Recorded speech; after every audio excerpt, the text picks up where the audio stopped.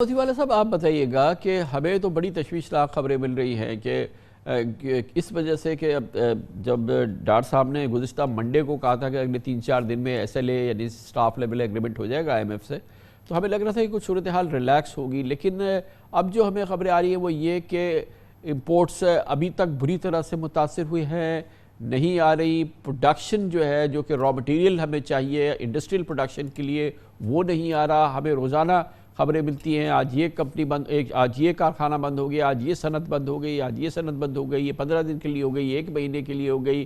फिर उसके साथ साथ मुलाजमतों से भी लोगों को निकाला जा रहा है। ये तो बड़ी एक तशवीशनाक सूरत हाल है। टेक्सटाइल से भी खबरें आ रही हैं, स्पिनिंग से आ रही हैं, मोबाइल फ़ोन इंडस्ट्री से आ रही है, ऑटोमोबाइल से आ रही है।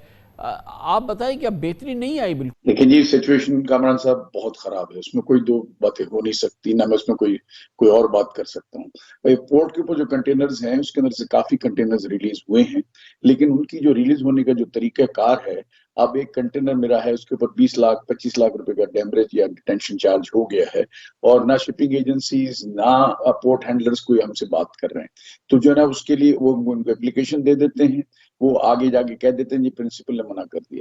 तो हमने इतनी बड़ी मीटिंग की थी जो KPT के अंदर 2 मिनिस्टर्स थे और उसके साथ, उसके ऊपर जो इम्प्लीमेंटेशन था, जो प्रेस कॉन्फ्रेंस थी, उस पर कोई अमल दरामद जो खातिर ख्वाह होना चाहिए वो बिल्कुल नहीं हुआ। अब ये हो रहा है कि देखें, बैंक ये कहते हैं कि जी हमको आप 130% एक लेकर 140 150% आप पैसे दें, हम आपको डॉक्यूमेंट रिलीज करते हैं। ये पैसे आप 3 महीने के बाद हमको लीजिएगा, क्योंकि हमें पता नहीं है कि ये डॉलर कहाँ जाके खड़ा होगा। ये आज की जो रिपोर्ट मैं आपको दे रहा हूँ। इसके बाद आप ये देखें कि जो इम्पोर्ट के एक्सपोर्टर के अगेंस्ट में जो इम्पोर्ट हो रहा है, उसके अंदर भी कदगन जो है ना आ रही है।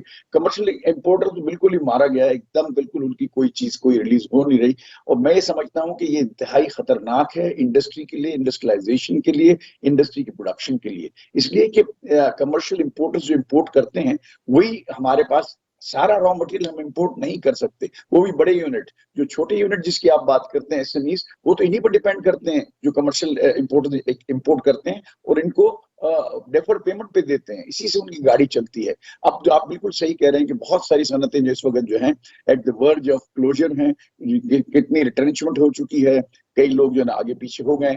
अब इसके बाद ये देखेंगे जो गवर्नमेंट ने जो अभी अब जो अच्छा, ये बताएं कि बैंक्स जो थे उनके दरवाजे बंद थे ऑलमोस्ट इंपोर्टर्स के लिए। अब जबकि एक्सचेंज रेट में कुछ बेहतरी आ गई है, और जाहिर है कि एक्सचेंज रेट अब इंटर बैंक और ओपन मार्केट का जो ऑफिशियल रेट है, वैसे तो ग्रे मार्केट अभी भी मुझे मालूम है काफ़ी आउट है। तो क्या बैंक्स जाते हैं, तो क्या LCs वेल्सीज खोलने का मुझे तो ये पता है कि वही सूरत हाल है जैसे पहली थी। अभी क्या करंट सूरत हाल है? जाते हैं तो LC खोल देते हैं बैंक वाले? नहीं, बहुत बड़ी बेहतरी बिल्कुल नहीं आई है कामरान साहब, इसमें बिल्कुल आप जो है ना सही कह रहे हैं। लेकिन कुछ बेहतरी इस तरह से आई है कि देखिए, ये बहती हुई गंगा में सारे हाथ धोना चाहते हैं। जो प्राइवेट बैंक्स हैं, मैंने नेशनल बैंक को, मैंने स्टेट बैंक को कई दफा कहा कि आप उनके, आप यू आर रेगुलेटर, आप उनको रेगुलेट करें। जो आपकी इंस्ट्रक्शन है उसको फॉलो क्यों नहीं होता? एक के लिए होता है, दूसरे के लिए नहीं होता। आप 120% के डॉलर मांगते हैं, उसकी प्राइस की गारंटी आज की नहीं लेते, बाद की आगे वाली ब्रांचों में लेते हैं। इस तरह से तो काम कभी हो ही नहीं सकता। ये वो काम हो रहा है जो फंसा हुआ है।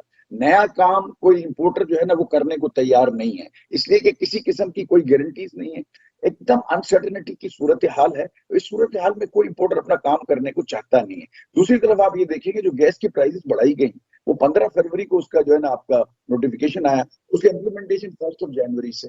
अभी 1.5 महीने के जो पैसे हैं वो कहाँ से लाएगा इस कैश फ्लो के हालात में, जबकि बिल्कुल पैसे लोगों के पास नहीं है। और जो अभी अभी जो आप विड्रॉ कर रहे हैं सब्सिडी, उसके नतीजे में ये तकरीबन 80% इजाफा होगा एक्सपोर्ट ओरिएंटेड इंडस्ट्री की। हम आज डेफिसिट की बात करते हैं, बैलेंस ऑफ पेमेंट की बात करते हैं, और दूसरी तरफ हम अपने एक्सपोर्ट को डाउन करने की बात कर रहे हैं, क्योंकि इतना ज्यादा जो आपका ये डॉलर का जो डिफरेंस है 228 278 में, उससे ज्यादा जो है ना कॉस्ट ऑफ डूइंग बिजनेस में, कॉस्ट ऑफ मैन्युफैक्चरिंग में इजाफा हो गया। आप मुझे बताएं ना, इससे बड़ा एक अजीब गरीब सूरत हाल है। और सबसे बड़ी बात जो मुझे इसमें लगती है वो ये है कि मुझे आगे कोई इंस्ट्रक्शंस गवर्नमेंट के नजर नहीं आते। हमसे लोग ये, मैं क्या जवाब दूं?